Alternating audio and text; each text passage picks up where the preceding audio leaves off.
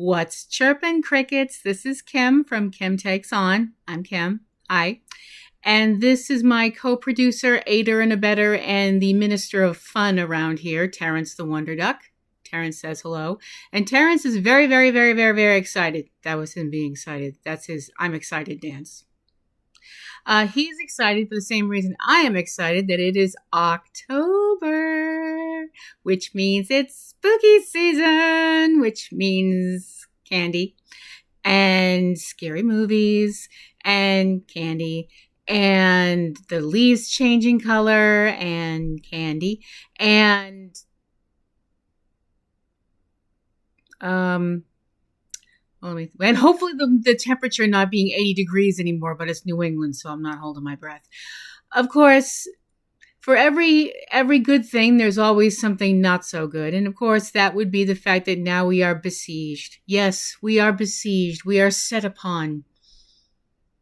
I thought that was pretty good. You really think that was melodramatic? He says I'm being melodramatic. Well, I am awake and breathing, so. Yeah, I know. Wise guy. But no, we are who are not imbibers of it, are now truly besieged by the fact that it is now fall, which means it is pumpkin spice everything. You know, there's pumpkin spice coffee, pumpkin spice beers, pumpkin spice cereal, pumpkin spice prophylactics. Actually, I don't know about that. I really hope there aren't any of the last ones because that's just. Ugh. But I mean, if you love pumpkin spice, I guess great. Ugh. I don't drink coffee anyway. I know. How can I be an adult and I don't drink coffee? But I don't. So I'm not really into, and I'm not into the whole, half cafe frappuccino, mocha whip, soy milk, almond, whatever the frig. I'm like, is it diet? Is it got carbonation in it? Has it got caffeine in it? That's fine. Gimme. I look for things to drink the way I look for something to wear. Is it black? Does it fit? Gimme. I am going clothing shopping with me will be the fastest half hour of your life. Going book shopping with me. You remember bookstores, don't you, kids? I know I do. Okay, so now that we've finished having our let's talk about stuff portion of the show out of the way, let's talk about why you're all here. And I mean, I'd like to think it's because you're here to see my cute little face, but I have a feeling you're not. I have a feeling you're here to see this cute little face. At least that's what he says. I think Carly Simon wrote You're So Vain about him. Ow! Duck bites hurt, by the way. When ducks bite your ankle, it hurts. Smart beak thing. No. So now that it is spooky season, it is time to talk about one of my most favoriteest things, and that is horror movies. Now, when I say horror movies, I know some people are going, oh, goody, goody, we're going to talk about Hostel and Saw and stuff like that. No, we're not. Am I being like, oh, I'm above those kind of movies? That's far too blah, blah, blah for me because I'm a theater person. No, I'm not going to do that because that's a good way to look like a douche. If you dig those kind of movies, great. Not going to knock it. Not my thing because I don't like throwing up. It's not fun. And I prefer the classics. I'm just kind of I'm an old-fashioned kind of gal. Purple hair really gives that away, huh? I'm not saying that, a lot of later horror movies aren't good or scary or anything like that. But if I'm looking for my horror comfort food, I'm going back to the Universal monsters and stuff like that.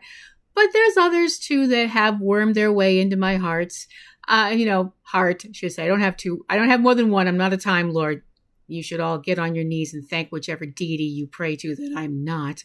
But anyway, so what we're going to talk about this week on my little old show is my top 10 favorite movie monsters. Now, as I'm going through this list, I know some people are going to go, wait a minute, where's so-and-so and such, and how can she do a list and not include fill in the blank? Well, if you're talking about the big boys or girls, that's next week. So you have to come back if you want to hear my top 10 giant monsters. See what I did there? So this week, it's my top 10 movie monsters that aren't giants. I mean, some of them are taller than me, but... And we're starting with... some people say, there's a saying that, monsters aren't born, they're made. And the number 10 spot on my list is someone that I really feel like fits that. Norman Bates from the movie Psycho, the Alfred Hitchcock version. We're not going to talk about the Gus Van Sant version. If you like it, fine. I mean, considering it's a word-for-word remake and there's more blood and boobies, but other than that, I mean, naked Viggo Mortensen, not into, leave that out of things. Sorry, I just remembered that scene. I'm back now. No, I'm talking about the Psycho from the 1960s. The character of Norman Bates is proof that sometimes the monster doesn't have fangs or fur and isn't some guy with a chainsaw or a hockey mask or something like that.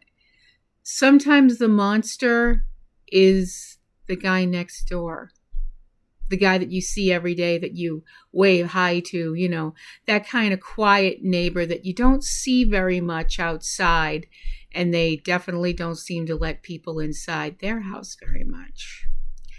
And while I do find Norman to be a frightening character, especially the very end of the movie, Anthony Perkins' performance is completely off the hook as just flat out amazing and also oddly pathetic, because while Norman, spoiler alert for all of these characters, by the way, while Norman does some very bad things, he's just as much of a victim himself because of his mother and what she did to him. So I do feel like he's proof that sometimes monsters aren't born monsters. They're made into monsters by the life that they live. And also that sometimes a boy's best friend sure as frickin' heck ain't his mother. Next on my list is Eric, also known as the Phantom of the Opera, from the 1925 silent film of the same title, portrayed by Lon Chaney Sr., who put himself through absolute hell with the makeup he designed in order to make Eric the Phantom this incredibly frightening looking character. And it's another case of, the universe did this guy dirty. He was born with, birth defects and just treated very badly, and hides in the shadows of this opera house and has fallen in love with this beautiful young singer. And y'all know the story, or at least you've seen the musical or whatever. The scene where Christine unmasks the Phantom and she doesn't see his face at first. We do, because she's standing behind him and lifts the mask. And boy, howdy, I would have loved to have been in a theater back in the day when the first time people saw his face, because that was probably a pants-wetting moment for a lot of people. And then when he turns around and she sees his face, and it's just naked, raw terror. And yet, I also feel badly for him. A lot, it's really weird. A lot of movies, I usually wind up pitying the monsters. I very rarely pity villains in movies, but for some reason, when it comes to monster movies, I tend to feel badly for the monsters, because sometimes they just need somebody to be kind to them, and that's definitely going to come up a little later on. It's not always the case. It definitely isn't always the case, but you can tell that this person's had a really rough life. Eric has been treated very badly by the universe, and he just wants someone to love him. Granted, he goes around it in some pretty crappy ways, but he's on my list because he is pretty scary looking too. Okay. Next. I'm sorry he's kind of low on my list, and I know some people are going to be PO'd about that, but he's on my list. The problem is trying to find him. Go look for him again. Maybe he showed up. We don't know yet. He also acts as the major domo around here. Next on my list, the Invisible Man. The Invisible Man is a really interesting character in several different ways. The fact that the first film that introduced him, featuring Claude Rains as the Invisible Man, who we actually don't really see until the end of the film, there's a lot about this character that's really, really interesting to me that got changed about as the films went on, because they couldn't keep that Invisible Man, because at the end of the film he is crooked. But they were like, this whole Invisible Man thing, we can't not do that. We have to have other stuff. So they did The Invisible Man Returns, but it was somebody else. They did a movie called The Invisible Agent, which was all Nazi spy World War II stuff. And a movie called The Invisible Woman, which was more of a comedy than a shocking film. Because The Invisible Man, other than the fact that you look at this film from way the heck back when and go, holy crap, the special effects are amazing in this, is the story of a guy who has done something to himself that, I'm sorry, I'm like, on what planet did you think it was a good idea to shoot yourself up with a drug that you don't have an antidote for? What? Why would you do that? It's like, oh, I shot myself up with this stuff and now I'm invisible and now I'm going to go make an antidote. Say what now?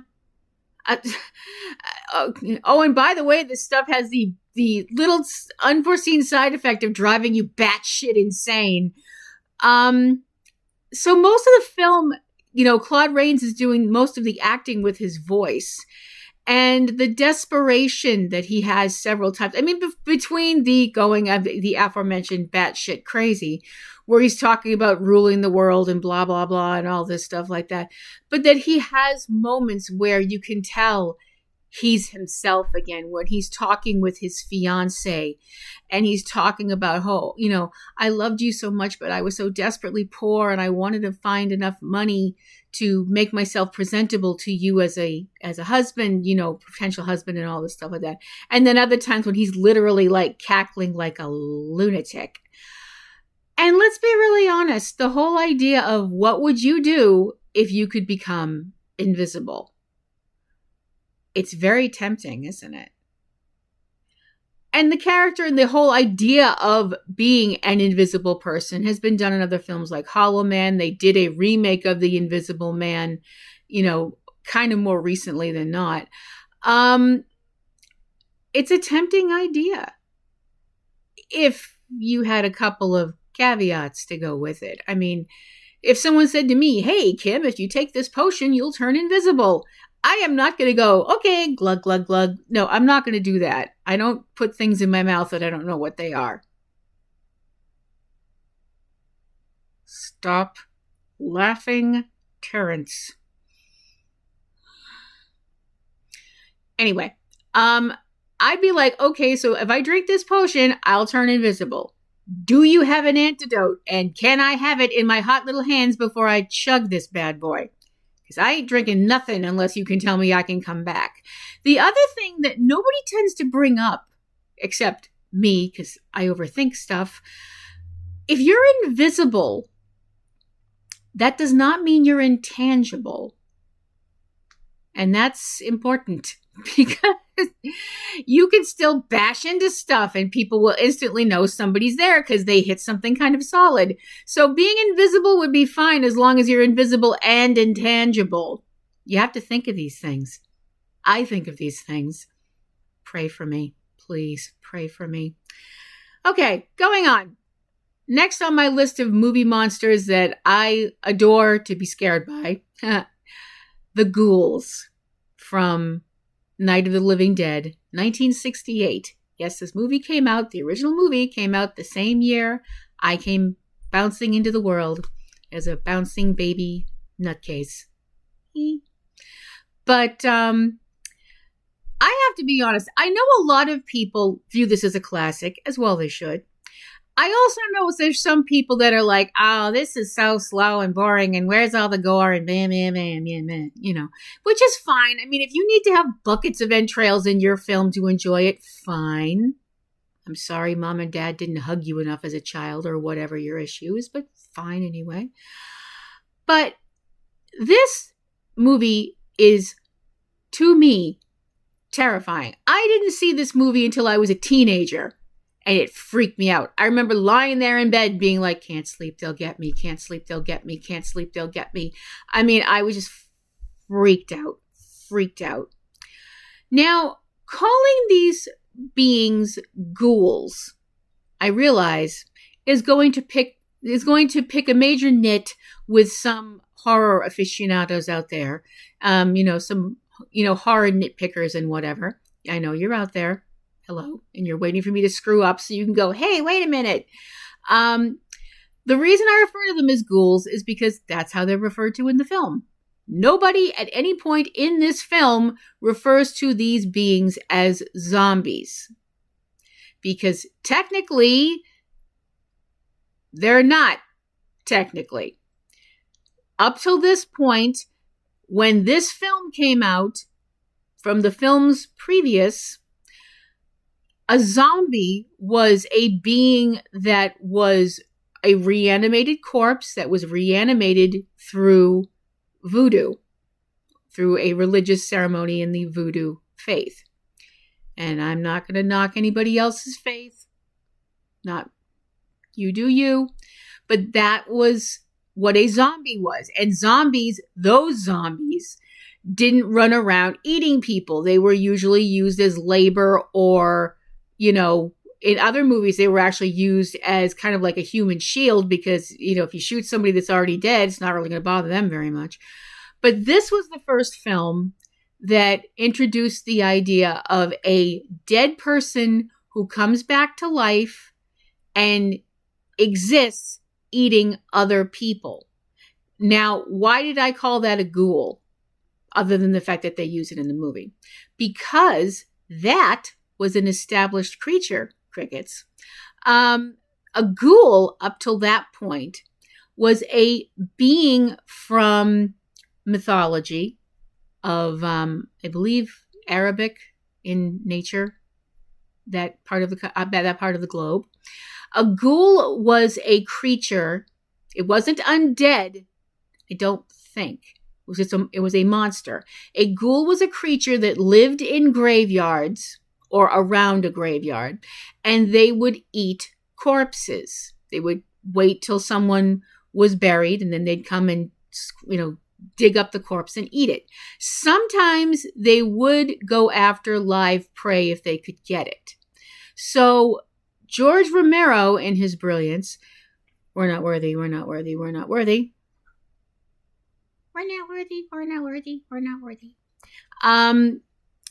He combined a bunch of different things and came up with this mishmash of wonderment that was this movie.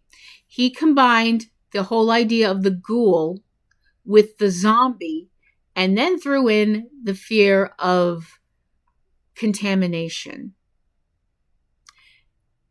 And you get this film. Now, these are ghouls that aren't, there aren't like a lot of people with, no eyeballs and stuff like that.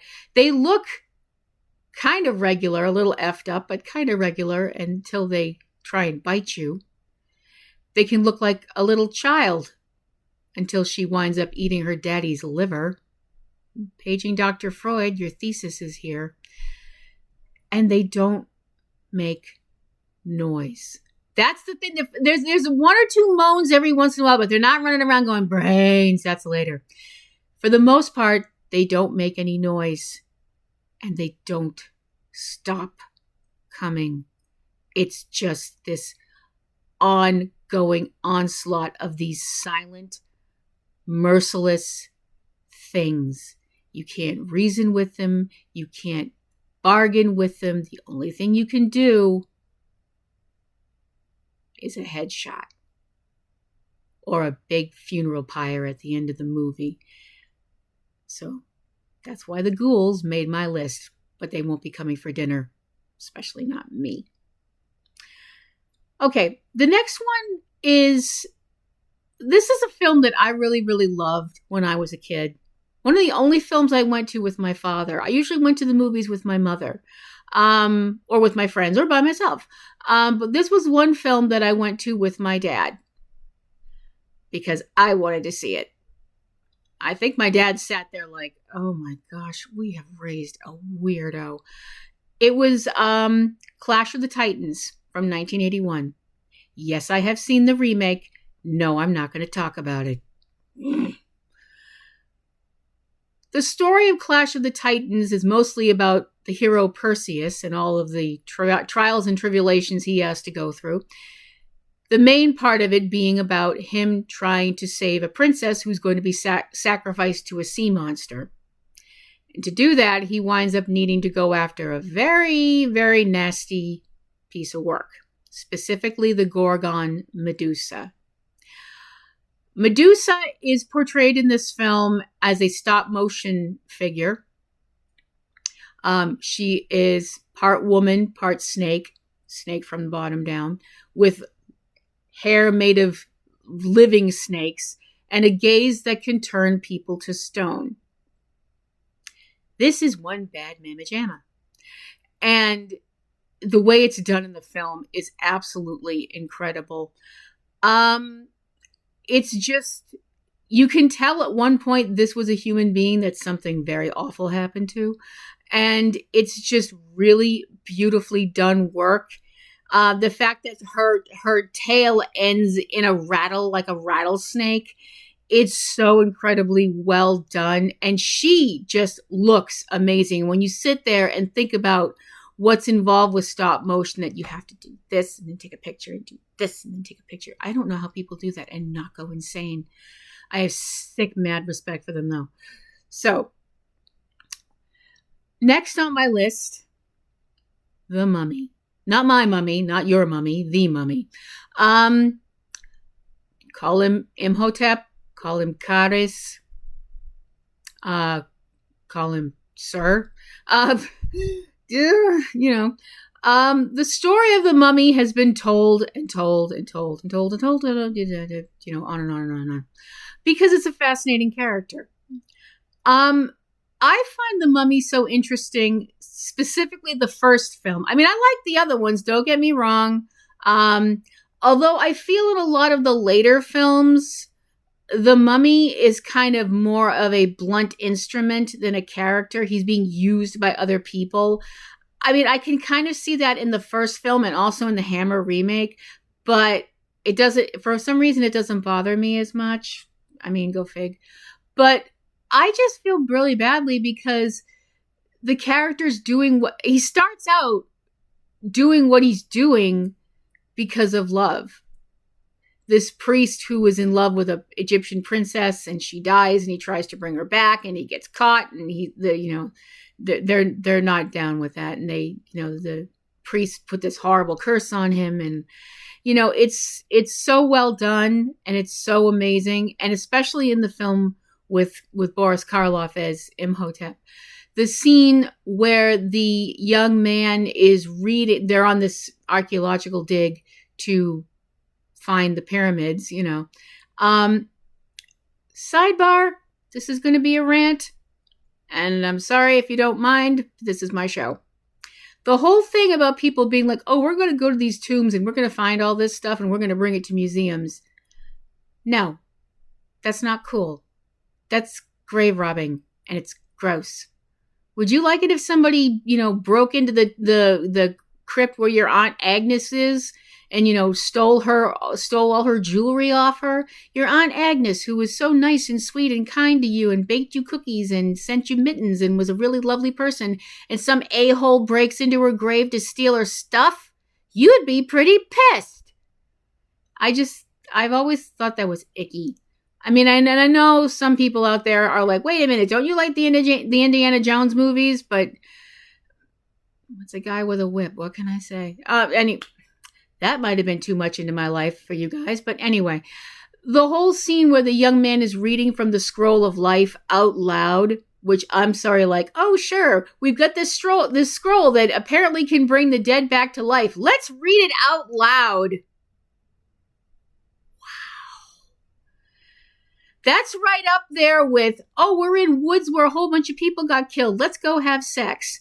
As like the stupidest things you can do in horror movies. For real. It's so creepy when he's reading and you can see Imhotep's hand slowly start to come down from the position that it's held in, and his eyes slowly open, and the hand that comes down and starts to pull the paper to him, and the guy looks up and starts to scream, and then he starts to laugh, and it's this like, oh, that's not a good laugh. And all we see are the trailing ends of bandages slowly shuffling into the dark. Ooh, just scared myself. I hope I scared you too.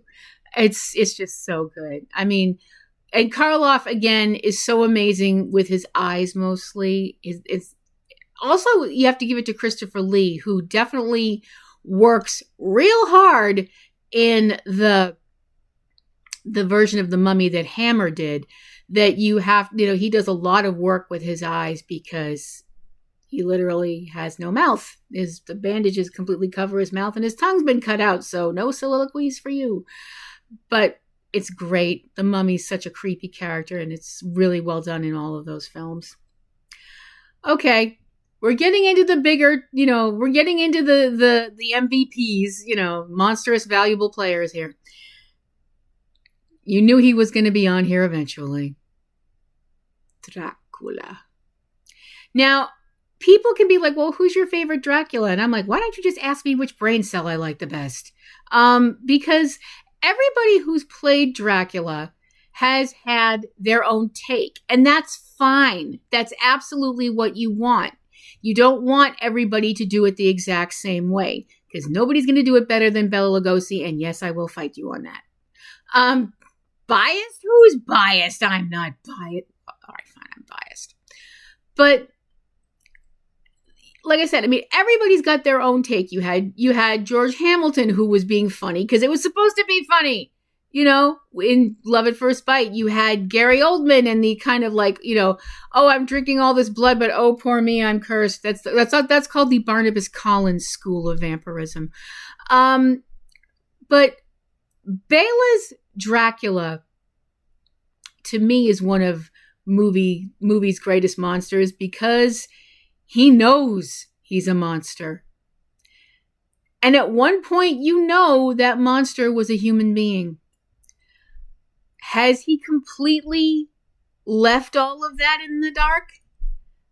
Left it all behind? Sometimes you think he has, because there is more than a few times during the film Dracula, you definitely get the feeling he knows that he's doing something terrible and wrong and horrible and, and he's really liking it. But considering there's a line that's basically saying to die to be truly dead is something, that, I would really wish for, or something like that. I'm like, okay, so we're not completely in love with being a foul, evil, undead Sing. Private joke. But Dracula is obviously a very compelling character. Otherwise, there wouldn't be 75 kajillion movies about him, and obviously everybody's got their own take. And there's definitely one thing you can say about the character of Dracula. Everybody has their own interpretation, which, like I said, is great. But a lot of the interpretations have one thing in common. They're sexy. There's something sexual, sensual, hot, if you prefer, if you want to be common about it, about the character of Dracula. Whether it's the whole control, the whole domination, the whole fact that he's usually in somebody's bedroom, usually with a woman in an outfit that shows off her talents. Hard work if you can get it, but Dracula's one of the OGs, I guess, is the best way to look at it.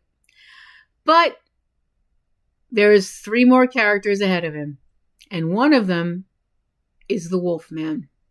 And I know some people waving hello to TC are going to go, oh no, here it comes. She's going to whine about Larry Talbot and poor Larry and oh, he's so cursed and meh, meh, meh. He does like the movie The Wolfman, don't get me wrong, but he definitely feels that Larry Talbot is a bit of a whiner. Is he wrong? Yeah. Sorry.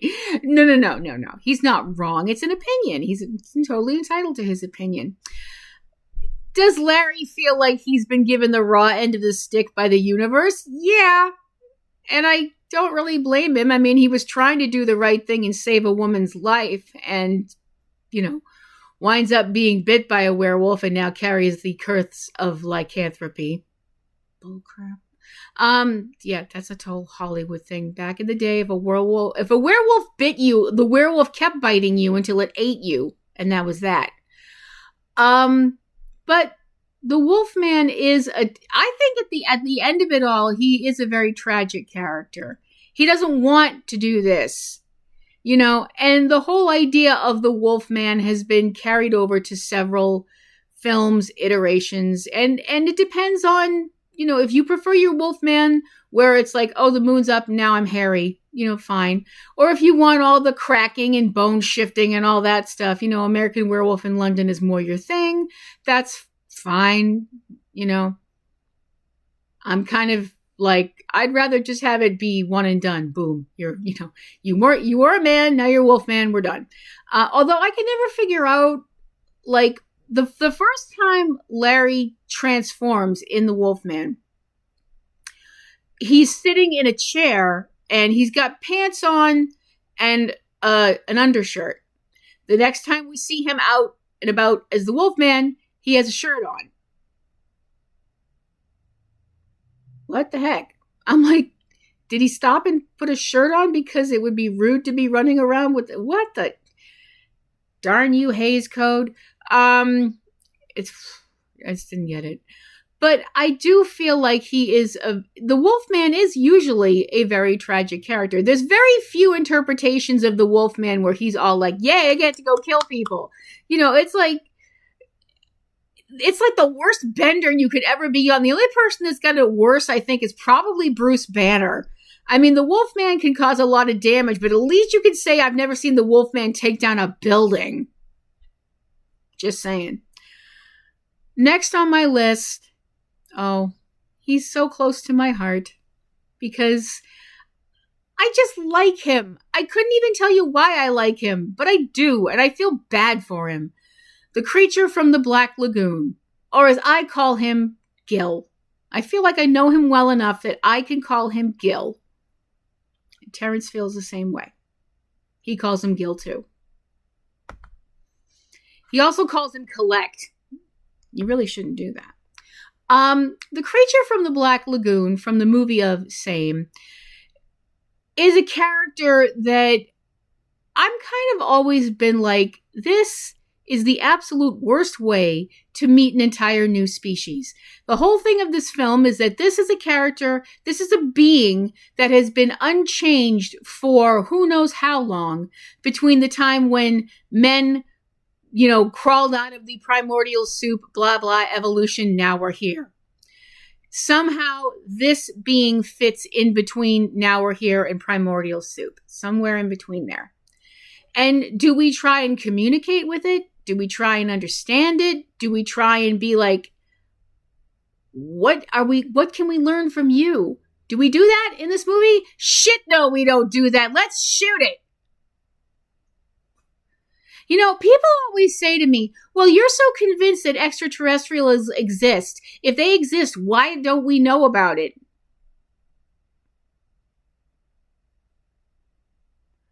Because we act like this. That's why. That, and also, I don't know how far video waves go out into the universe and whatever, but if enough movies with like The Thing and Earth vs. the Flying Saucers have gotten out there, I'm sure enough extraterrestrials are like, they think that about us? Oh, screw these people. Wait till they grow up in a couple more centuries or whatever.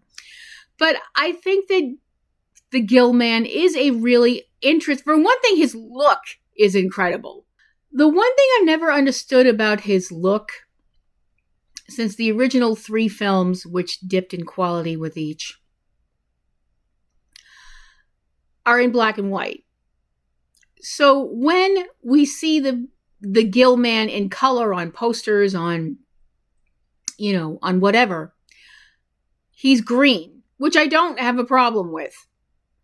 I just don't know why he has red lips.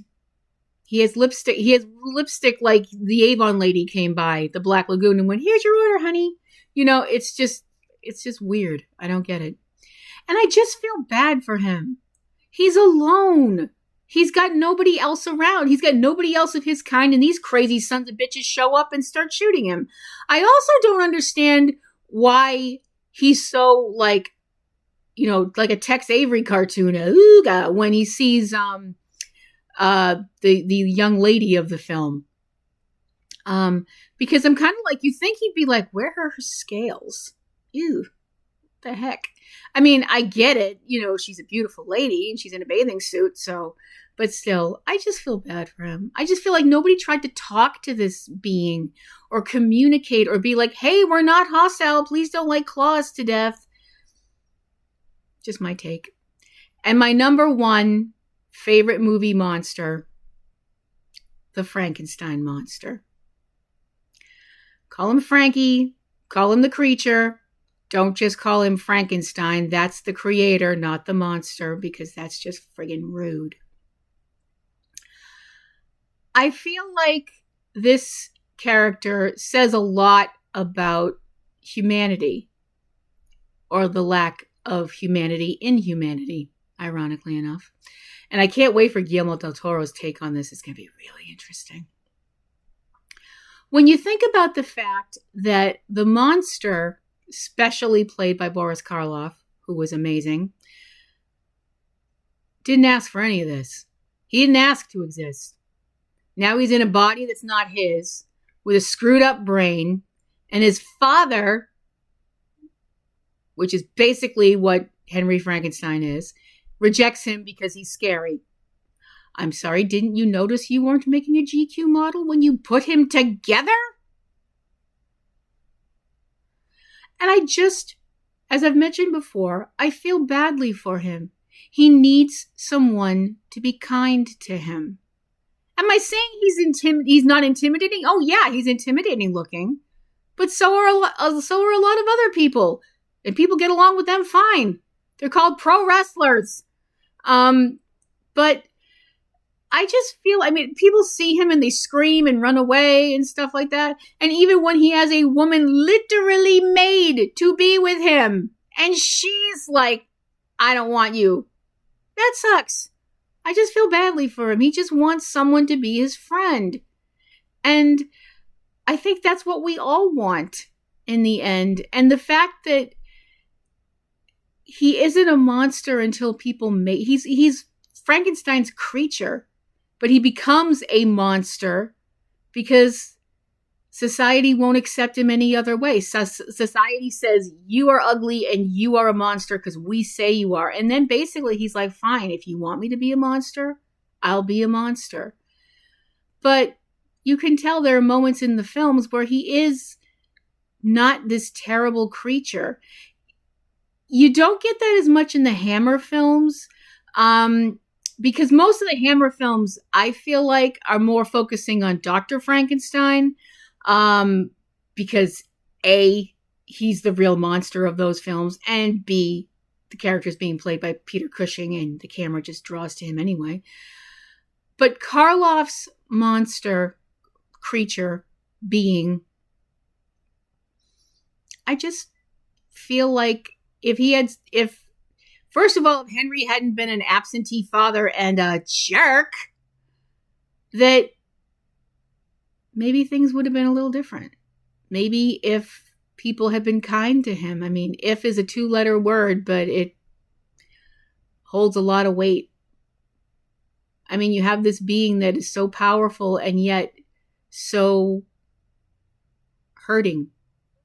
And that's why he's my favorite, because for one thing, he just looks cool. you know.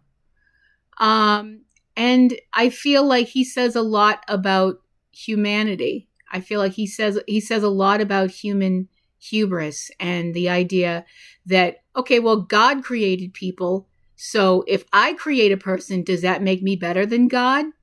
Does that put me on the same level as God? I mean, Henry actually says in the film, now I know what it feels like to be God. Spoiler alert, didn't turn out too well. So that's my list. I'll read them up from bottom to top again. My favorite movie monsters: Norman Bates from Psycho, The Phantom of the Opera from the same 1925 film, The Invisible Man, The Ghouls from Night of the Living Dead, 1968, Medusa from the 1981 version of Clash of the Titans. Again, we will not talk about the remake ever. The Mummy, Dracula, The Wolfman, The Creature from the Black Lagoon, and Frankenstein's monster. Who are your favorite monsters? Did I mention one of them? Did I skip somebody? Are you waiting for next week when we talk about, like, Bring on the Giants? And I don't mean the football. Is it football? I don't know. But that's next week. You gotta wait. So if you have any questions, comments, queries, anything, platinumroselle@yahoo.com. I hope you will like this video. I hope you will share it and subscribe and do all the neat things that are going to be on the side of the thing wherever it is on here, because my direction sense sucks. So for another week here on Kim Takes On, I'm still Kim. This is still Terrence. And we hope that you will have a wonderful week. Start watching those horror movies and keep rocking.